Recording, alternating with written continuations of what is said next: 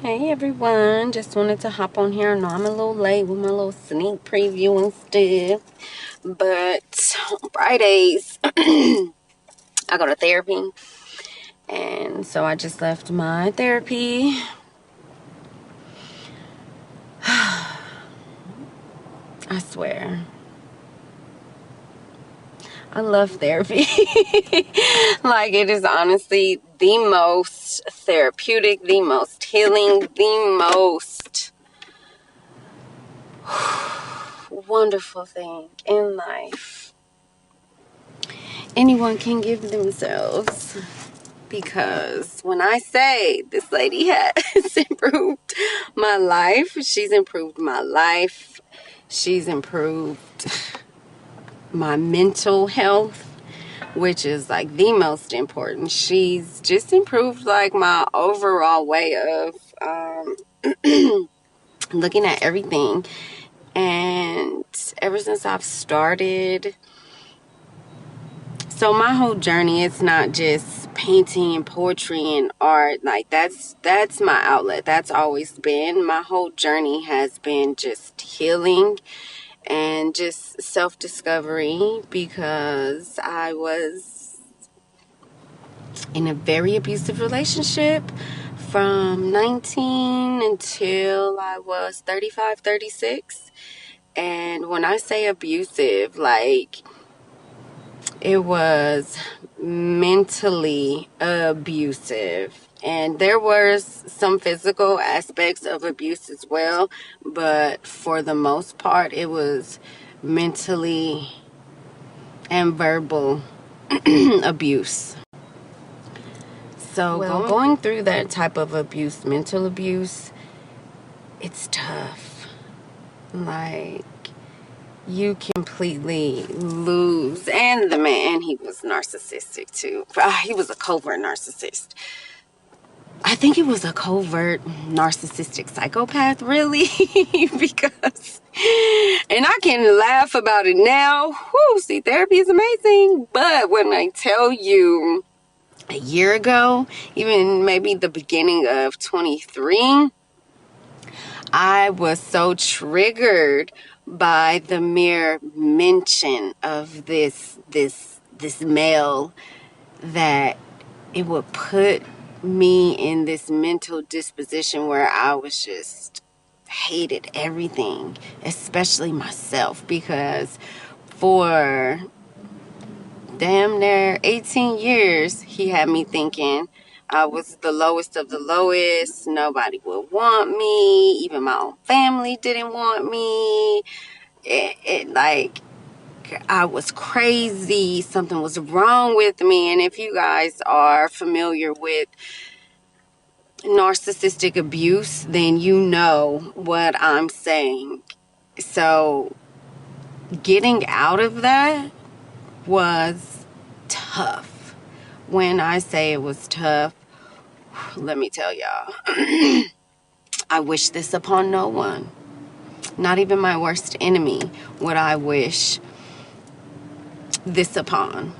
Getting out of that relationship was the best thing I could have ever done for myself and my children, but it was also the hardest thing.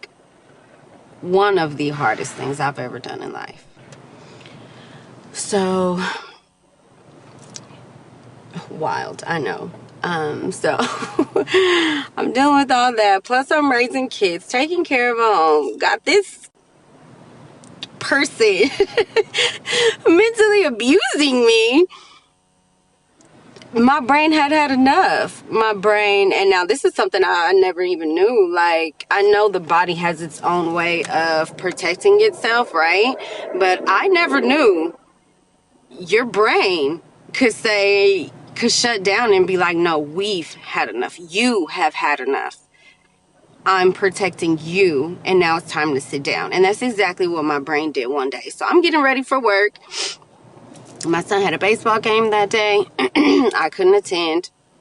So my body's feeling weird.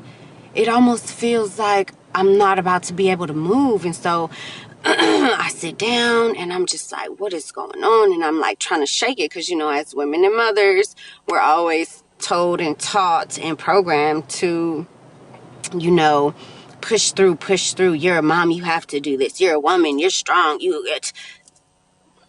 My brain was like, forget all that. You're sitting down today. You're going to be sitting down for a while. And so I'm like, no, I got to get in the shower. Like, I need to get it together. I got to shake this off. Hop in the shower, get out. Everybody's gone at this time. I'm home alone. I sit down, my head rolls, and it falls back like this. And I couldn't move from the neck down. I'm just sitting there like, what is going on? I start freaking out. I'm crying. My body can't move. I'm looking at my hands, like telling my pinky, like, pinky, just move. Like, just lift up. My pinky is like sitting there like, no. And I could feel the disconnect from my brain to my body. Like, there was zero communication. And I could feel it, and that was weird. But now I love technology. It's amazing, because I said, hey Siri. Like, it came to me like, oh, hey Siri. She's like, how can I help you? Or whatever she says. She comes on. I tell her to call my kid's dad, call him. I'm like, I can't move, yo. Like, from the neck down, like, I can't move. I can't move. Calls ambulance. Paramedics come in. They kick in the door. They come upstairs. They trying to figure out, you know, what's going on. I'm like, I don't know either. You know, like, I just can't move. I'm in my bed. I got like a t-shirt and my underwear on. I'm like, oh my gosh, no, I can't move. They got to pick me up off the bed, put me in the bed. We go to the hospital. I'm there for, I forget how long, come home. And now I'm just like, I'm like in the hospital. Sorry, I skipped. So in the hospital, I could feel everything. I just could not move. So they're poking me at the bottom of my feet. And I'm like, yes, I feel that. I can't move. Like, there's no reflexes. I'm not jumping. Like, ow, that hurts. It's like, yeah, I feel you. Please don't do that. But I can't move. And so finally the next day, maybe like 5, 6 o'clock in the morning, I got movement back in my body. They let me go home. I get home, but now I'm at home and I'm just kind of starting to like space out almost. Like, my motor functions were slowing down. I would start to have these moments where I couldn't talk, I can't move, and I would just go silent. So now I'm at home and it's just kind of like, now what is this? You know, like, I have no answers. I go back to the hospital. I see a neurologist. They're telling me all these different things. We have to run all these tests. And one of the neurologists I went to see, she's like, she told me about this test where they monitor your brainwave to see like if there's a brain lesion, brain tumor, or something going on that's causing these seizures. She's like, go to, I forget the name of the hospital. Go to this hospital. They'll perform the test. I go to the hospital. I'm in the hospital for like a good 5 days. They're performing. I'm like, had like these stickers, bandages, things like all over my head. I'm like barely coherent sometimes. I can't barely talk back. I'm just like, my motor functions is just like, it was crazy. It was so weird. And then at the end of all of that, the neurologist comes in and tells me, well, this is the good part. You don't have a tumor. There's no brain lesions. Everything is fine where there's no brain activity. That's whenever you're having these seizures, there's no brain activity. So they're like, you don't have epilepsy. It's called psychiatric non-epileptic syndrome, PNES, psychiatric non-epileptic syndrome. Never heard of this. Never heard of this. I'm like, what? They're like, yeah, you need to see a psychologist. You need therapy. I'm like, therapy? Like, what? Like, what? Imagine being told that. And I'm like, okay. So I'm having seizures, but they're not really seizures, but they're seizures because they're knocking me out. Like, I'm feeling all of the symptoms and signs, everything associated with someone who has epilepsy. I had all of that, you know, like My body was tired after a seizure. Like, I could talk to you, the next thing you know, my brain just was overly stressed, overly stimulated. It would just begin to shut down. My speech would slow down, my movements would slow down, and it was just like my brain was telling me enough, enough, enough.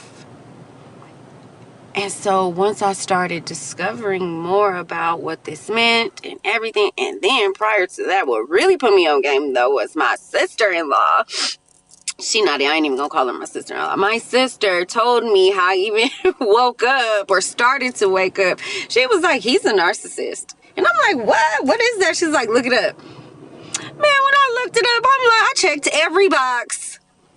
And then I'm like, no, he's a covert narcissist. Like, he's worse than a regular narcissist because he's like psycho with it. Like, the manipulation. I don't know why I went like that, but like the manipulation, this man, we talk about selling snow to an Eskimo. Yeah, he could sell. He could sell water to a whale. He could sell anything. He can sell you a dream and have you really thinking it's gonna come true when really it's not. So, dealing with all of that, researching what is this PNES. I started somewhat therapy, but the therapist, you gotta find your own therapist, one that gets you, one you can connect with and everything like that. She wasn't a good fit for me. But it did begin. It kind of just like began to shed a little bit of light on what was going on at home, and why I am even mentally feeling the way that I feel, And so I would sit back and I would have a seizure, or I call them episodes. I would have an episode and he would be so mean to me. He would just like not be helpful. He wouldn't help with the kids. He wouldn't help with stuff around it. Like, imagine the person you say you love, they just had a seizure episode, and you making them go cook dinner in the kitchen. Like, I can't even stand up right now. Oh, you're going to put a chair for me to sit and cook? Thank you. You're going to be mean and nasty to me. You're going to bring me more stress into my life. And I'm the most weakest and most vulnerable right now. Like, I don't even have control over my brain right now. My brain was literally in control of me at that time. Not having my mom, not having anyone, then having my kids look at me. My daughter's getting older. And I remember one day I had asked him, I said, what would you do if your daughter called you one day? And the person she was dating, she said that what you just did to me, they did that to her. I was like, what would you do and how would you feel? He said, and I will never forget this. He said, I would ask her, what did she do to him to make him treat her that way? I knew right then and there something was wrong with him. He was sick. He was always going to treat me this way. And I needed to get out, and I needed to get out fast. And for women, mentally, we leave a relationship years before we really leave, like before we finally physically leave. Mentally, I left that man so long ago, but physically, I didn't know how to catch up with where my mind was. But once all that started happening, I told my body, like, you gotta catch up, because it's time to go. We have to go. We have to go. And I made up my mind one day, and I left. And when I left, the things that he put me through, I never want my daughter to go through, and I would whoop my son's butt if he ever treated a woman like this, because it's disgusting. So, as disgusting and painful everything he put me through, I am happy where I'm at now. I have never been this happy with myself, with life in general. I've never been this thankful, and that is because of therapy. Now, that's not to say I don't have my days, because I mean, I'm human. I have my days where I wake up and I'm just like, oh my gosh, again, I'm tired, I don't want to do this, whatever. And I honor those feelings. I recognize those feelings. And then I move on, because what good is sitting in those feelings gonna do for me? Like, I've been there, I've done that, I've sat in those feelings, and it honestly it's got me nowhere. You know, like, so it's like, I don't know, sometimes you get to a point where you just have had enough, and you're done, and you're tired, and you're just ready for a change, and only you can give that to yourself. But I'm thankful for therapy. I love it so much. Every time after therapy, I walk outside and I just stand in the sun. I close my eyes and I just give myself a minute for thanks and peace and just love. Because at the end of the day, you know, like, nobody can give you happiness. Nobody can give you love. You have to give that to yourself. But anyways, if I could give anybody anything, I hope it would just be a little, just learn to love yourself. Learn to appreciate yourself no matter what it is, where you are. Like, appreciate all you are.